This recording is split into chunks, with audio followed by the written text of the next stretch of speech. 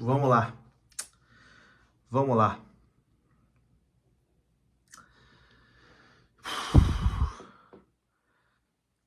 Saudações vascaínas. Vamos lá, vamos começar esse vídeo aqui. É até difícil, né? Buscar as palavras e tentar falar de uma forma serena, né? Sobre o jogo de hoje, sem tentar colocar mais gasolina no fogo e sem tentar passar pano também, enfim. A gente está numa situação realmente muito delicada no Campeonato Brasileiro. Hoje era uma partida assim fundamental, né, para o Vasco vencer e dar uma respirada e voltar é, a sair, né, da zona do rebaixamento. Enfim, um jogo em casa que não podia deixar de pontuar, pelo menos, né? Ainda mais depois da derrota contra o Flamengo no fim de semana. Mas deu tudo errado, né? O Vasco foi derrotado hoje 2-1 contra o Internacional. Eu já vou pedir para você que está chegando aqui agora para deixar o seu like, só por gratidão aí ao canal. Enfim, se você gosta aqui do canal, se inscreva se você não for inscrito. Eu sei que o sentimento é muito ruim e não é nem momento, né, para ficar pedindo like, etc e tal, mas ajuda aqui o criador de conteúdo. Acho que hoje a gente parou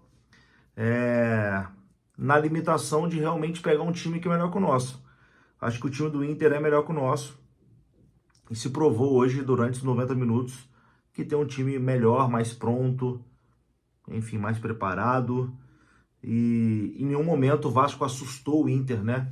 Acho que o Inter mandou no jogo o tempo inteiro e ganhou o jogo quando quis. Fez 1-0 ali, depois fez 2-0 e conseguiu, enfim, administrar o resultado. E o Vasco não... Enfim, o Vasco praticamente não assustou o Internacional. Só na base do abafa ali na parte final, né? Quando o Vasco diminui ali o 2-1. No gol do Alex Teixeira, né? Quem diria? Alex Teixeira. O Vasco faz 2-1 e vai pro abafa, mas eu acho que fora isso, o Vasco não apresentou hoje nenhum futebol para poder ganhar do Internacional. Cara, um resultado completamente desastroso. Eu não sei como é que tá a tabela nesse momento. Não sei como é que tá o jogo Santos e Curitiba, mas é bem provável que o Santos vença, né? Esse jogo tava 1-1, a última vez que eu vi. Mas é bem provável que o Santos vença esse jogo e o Vasco vai agora para 2 jogos fora de casa, tendo que vencer. O Vasco vai ter que arrumar ponto aí nesses 2 jogos fora. Contra o Goiás, principalmente, que é um adversário direto. O Vasco vai ter que arrumar aí, sei lá, 3, 4 pontos, pelo menos, nesses 2 jogos fora, porque a situação ficou, enfim, tá ficando estreita, né? Tá ficando preocupante demais. Aliás, preocupante sempre esteve, né? Mas tá ficando enfim, nessa reta final, faltam 9 jogos. Tá chegando um momento muito decisivo. O Vasco tá nessa situação, e é importante frisar, né?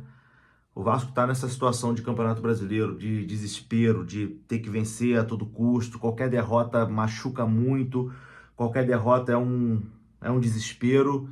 Não por conta de agora, não por conta do Ramon Dias, do Emiliano Dias, do Paulinho, do Verratti, do Medel, dos jogadores que chegaram, né, nesse meio de temporada. O Vasco está nessa situação por conta da incompetência de Paulo Brax, da incompetência de Luiz Melo, né, que já foi embora, graças a Deus foi embora, esse flamenguista de M, graças a Deus ele foi embora, mas infelizmente o Paulo Brax ainda tá. Eu vi muita gente, inclusive, nesses últimos jogos, que o Vasco estava bem, estava se recuperando, não, que o Paulo Brax é isso, não sei o quê, não, que talvez a gente tem que olhar melhor para o trabalho do Paulo Brax. Não tem, o trabalho do Paulo Brax é uma M completa. Ele é o pior diretor de futebol da história do Vasco. Ele é o único que teve muito dinheiro para gastar e montou esse time aí. Esse time aí que está brigando contra o rebaixamento. Esse time que fez o pior primeiro turno da história do Vasco. Isso é a responsabilidade do Paulo Brax.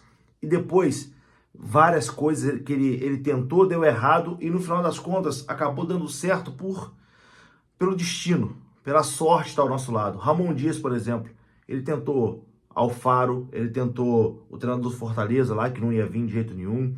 enfim, ficou tentando o Rogério Ceni, ficou tentando o Pesolano lá do Cruzeiro, ninguém quis vir. A última opção era o Ramon Dias, que veio e deu certo. O Verratti, que veio e deu certo, nos últimos jogos não tá bem, mas veio e deu certo. Cara, o Verratti não era a primeira opção do Vasco. O Vasco tentou Diego Costa, o Vasco tentou Mikael Santos lá do Talheres, ficou tentando, nenhum deu certo. A última opção foi no desespero pro Verratti, deu certo.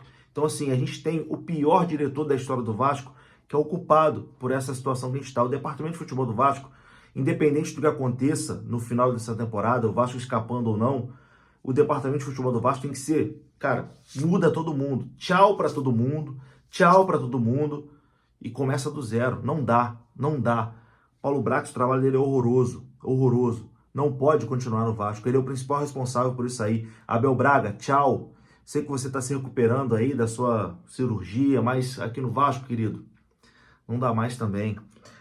Enfim, a gente está pagando muito pelos erros, né? E pelas teimosias do primeiro turno dessa galera, que demorou muito para demitir o Barbieri. Por que o Vasco teve uma situação no campeonato? O Vasco nos últimos 10 jogos, assim, o Vasco tinha perdido 9 dos 10 e mantiveram o Barbieri. Aí depois demitiram o Barbieri, não, agora vai contratar alguém, não. Ficaram postergando o interino, né, o William Batista, para ver se ele conseguia alguma coisa para poder efetivar. Então, assim, a gente está pagando hoje, e eu volto a repetir, a culpa não é desse elenco. Cara, o elenco do Vasco é um elenco de homem. É um elenco que corre, é um elenco que, cara, se dedica. A comissão técnica tá fechada com o elenco, tá fechada com a torcida, mas a direção, o departamento de futebol, é responsável por isso aí, por esse sofrimento hoje, que a gente está aqui preocupado, fazendo conta, tendo que secar Santos, tendo que secar Goiás, Bahia, que seja, Corinthians, enfim, tendo o maior orçamento da história do clube. Paulo Brax fez isso aí. Então, assim, os responsáveis não são quem jogou hoje.